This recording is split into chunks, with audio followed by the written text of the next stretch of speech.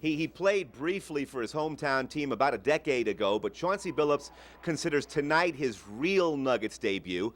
That's because Billups returns as a three-time All-Star, world champion, and NBA Finals most valuable player. Just 1 day and 2 practices after rejoining the team, Billups will be in the starting lineup for tonight's game with the Dallas Mavericks. Hey, if the Broncos make the playoffs by 1 game, wide receiver Brandon Stokely should be named the National Football League's most valuable player. Stokely had the intelligence and courage to grab teammate Brandon Marshall and prevent him from doing some corny, scripted, self-promoting end zone demonstration with a black and white Unity glove after catching the game-winning touchdown against the Cleveland Browns last night, which would have cost the team a damaging 15-yard penalty and potentially a much-needed victory. I wanted to make my own statement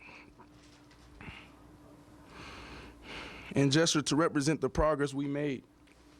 Marshall clearly is only concerned about himself and could care less about his teammates who practice and play just as hard as he does trying to help the Broncos win. This town desperately needs a team-first guy, and that's why the timing of the Chauncey Billups return is perfect. Game time tonight is 8:30. We're live at the Pepsi Center. I'm Drew Soicher. Bear advisory at the U.S. Open today down in the Springs. This is something else. Usually when you hear bear and golf together, you think Jack Nicklaus, but he's not entered in this tournament. Just like everybody else, I like teddy bears, Yogi Bear, and those bear claw pastries they sell at donut shops. Those are delicious. But 600-pound black bears on a golf course, no thanks. That was one of the hazards during round 2 of the United States Senior Open at the Broadmoor Resort in Colorado Springs today. Fred Funk didn't seem to mind. He shot a 65 this morning, which included a beautiful approach on 18. Funk's got a commanding 4-stroke lead at the tournament's midway point. I'm sure the golfers would prefer if their 600-pound friend chooses to spend the next few days someplace else, but hey, a free weekend at the Broadmoor, who could blame him?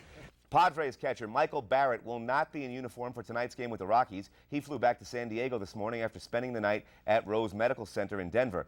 Barrett suffered a broken nose in the 3rd inning on Wednesday when he fouled a baseball off his own face. You'd think, considering all the games that are played, all the pitches that are thrown, all the balls that are hit, and the proximity between the bat and a hitter's face, that you'd see injuries like this more often. But it's so rare that most longtime baseball observers cannot recall ever witnessing anything like it. No, never in the game. In all the years I've been in the game, never. And I wish him well. I don't know what happened or the final outcome, what the diagnosis is, but that was very, very scary. I've never seen that before. Well, you can get out of there with a broken nose. I think you hate to say that'd be fortunate, but I've had my nose broken, and you can recover from those things. No, I've never seen anything like that. Hopefully he's all right. My wishes go out to him, but that's a tough deal, and hopefully he's all right. Hey, I wish I could tell you it's the first time I've ever seen a baseball player foul a ball off his face. Unfortunately, I watched my own son, Peyton, do it last summer while playing for the mighty Bobbleheads. In Peyton's case, the ball struck him on the left side of his eye and made him look like he went 10 rounds with Mike Tyson. Luckily, no broken bones. In fact, the tough guy refused to leave the field and hit a game-winning double 2 innings later. That's what I'm talking about. Peyton had a shiner the next day, so we called him Black-Eyed Pea. Fit perfectly. By the way, a day of mixed emotions for Troy Tulowitzki. Of course, he was benched tonight, but look what happened earlier today. His first bobblehead doll came out. It's a big day for Tulo and for Matt Holliday as well, who never had a bobblehead doll. Now he has one that looks exactly like Derek Jeter. We've got the naked Stanley Cup right now. By Wednesday night, we have to have the aluminum foil on it, and we will do that by then. But right now, it's just all the Tupperware with, of course, the all-important lettuce crisper. But the lid's missing. On top. You don't have to have a lid, right? No, the Stanley Cup is hollow. Oh, that's right. Okay. Well, I want the lid then. Yeah, we'll get you a lid. We are going to play Drew's Clues. Clue number 1, he's celebrating his 98th birthday tonight, born October 14th, 1910 in Tiny Hall, Indiana. Clue number 2, he was an all-state basketball player at Martinsville High School and earned the nickname Indiana Rubberman at Purdue University for his suicidal dives on the court. And clue number 3, after his playing days were over, he tried coaching and led the UCLA Bruins to 10 national championships. The answer is the Wizard of Westwood, John Wooden. A few years ago, Broncos assistant coach Carl Dorrell was hired as the UCLA football coach, and his wife, Kim, is friends with my wife and called up and said, Last night I had to go to this dinner with some like really old basketball coach. It was so boring. And I said, ask her, was it John Wooden? Yeah. And so she asked, yeah, I think that was his name. I'm like, oh man, what a missed opportunity. Yes. I collect bobblehead dolls. You do? Yeah. Oh. I have a Curly Neal bobblehead doll right here. Great, Can you man. sign it? Adele was asking me, where are you going to have him sign it? Right on I the mean, top come of on, my head. exactly. Hey, that's on the basic side. Exactly right. Okay, Drew. Oh yeah, this will be a collector's item right here.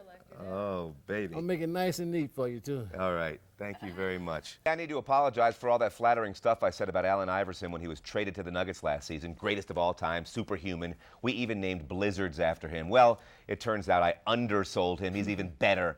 Iverson led the Nuggets to a thrilling victory over the Portland Trail Blazers last night. Watch this. 1.9 to go. Iverson steal. It'll count if it goes for three. Yes!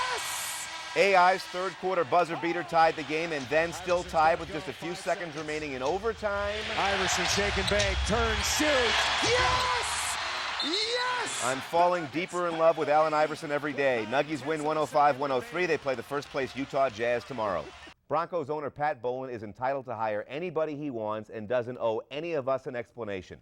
I just wish he'd stop saying that character is so important. Clearly, that's not true. The team signed former Tampa Bay Buccaneers Super Bowl hero Michael Pittman today. If that name sounds familiar, it's probably because Pittman made headlines a few years ago when he served a 3-game NFL suspension, pleading guilty to endangerment after getting arrested for intentionally ramming his sport utility vehicle into his wife's car, which also happened to be carrying his 2-year-old son and the couple's babysitter. This was a violation, of course, of Pittman's probation for 2 previous domestic violence charges, so he spent 2 weeks in jail. Michael was signed to a 1-year contract by the Broncos because starting running back Travis Henry, a violator of the league's substance abuse policy and father of 9 children with 9 different women, is recovering very slowly from an off-season hamstring injury. Character counts? Come on. What an insult to our intelligence. All right, I made the mistake of asking earlier this week who you thought Oakland Raiders owner Al Davis looks like. It was supposed to be a rhetorical question, but my email box filled up rather quickly. I suggested that Davis bears a striking resemblance to Montgomery Burns, the mean old billionaire who is Homer Simpson's boss on The Simpsons Show. But 9 News viewer Max Stepp Jr. sent this in, which might be even better, right? It's Granny Clampett from the old Beverly Hillbillies program. The Nathan's famous 4th of July hot dog eating contest went to sudden barf overtime today.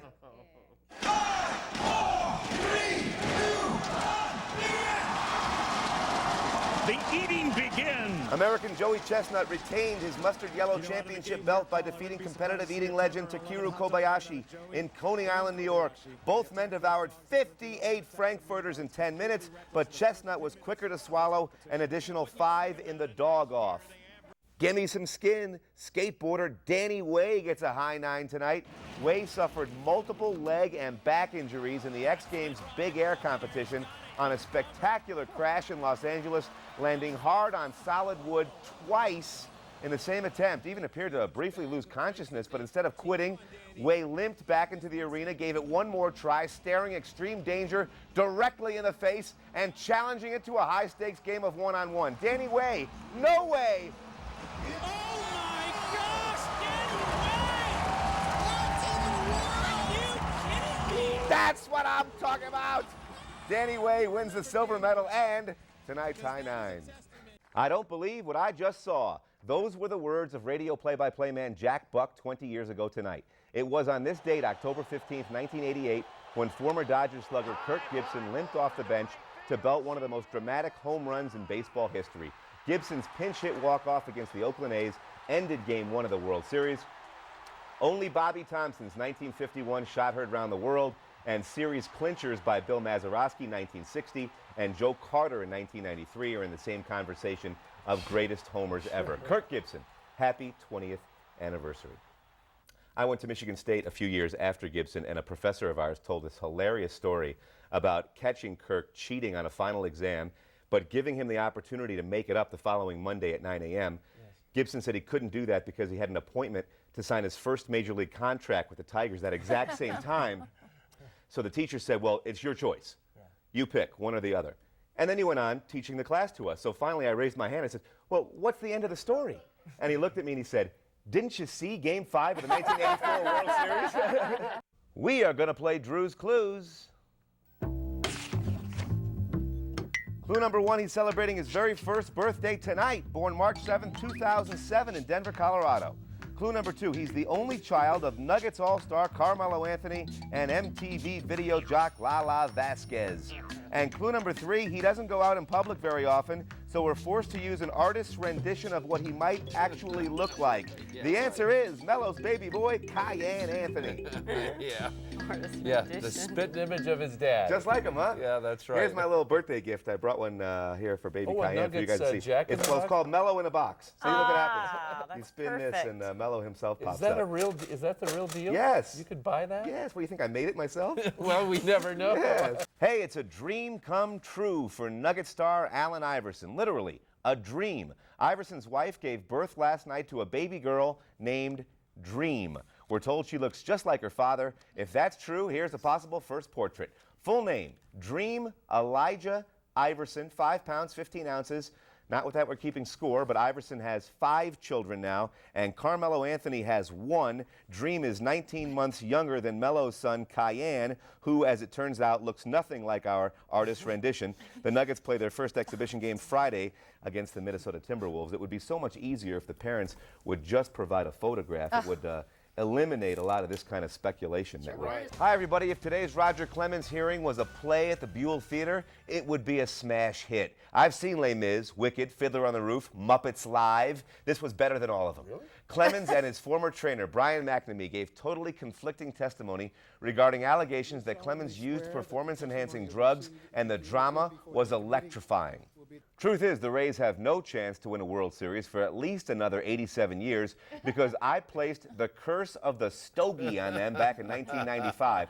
Lived in Tampa at the time and got heavily involved in their Name the Team contest. I proposed the Tampa Bay Stogies, honoring the city's rich tradition for manufacturing Cuban cigars, even designed a really cool logo and uniform. The Stogies concept was quite popular, but lost to the name Devil Rays in a fan vote, which I'm convinced was rigged.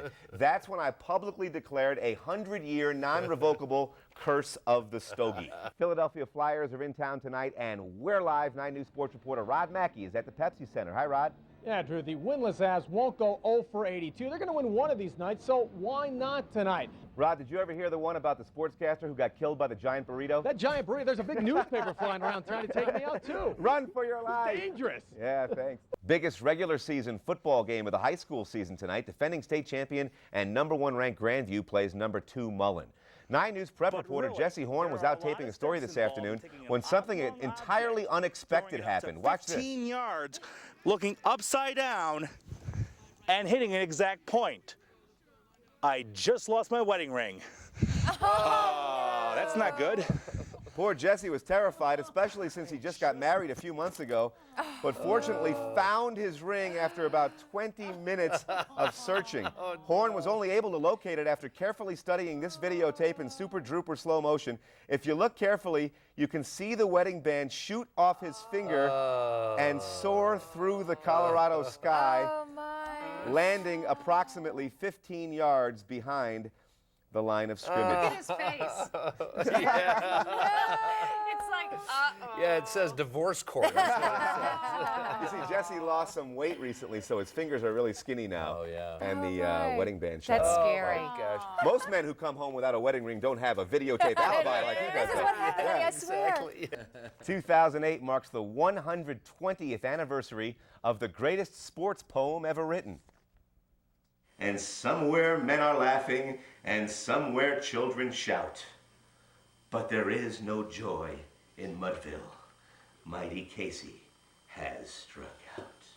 We named our family's new Old English sheepdog puppy Mighty Casey Mudville Soicher after the famous poem Casey at the Bat. Go Mudville, go. Go Mudville, go. Go Mudville, go. Mighty Casey, go. Go, go Mudville, go. Mighty Casey, mighty Casey, mighty Casey at the bat. Everybody thinks their dog is the cutest, right? Right. I think mine really might just be. The entire poem, all the way from The Outlook Wasn't Brilliant to The Mighty Casey Has Struck Out, can be viewed on the Bobble blog right now. Go to 9news.com and click on Sports for Drew Soicher's Bobble Blog, the world's only 100% spring-loaded weblog.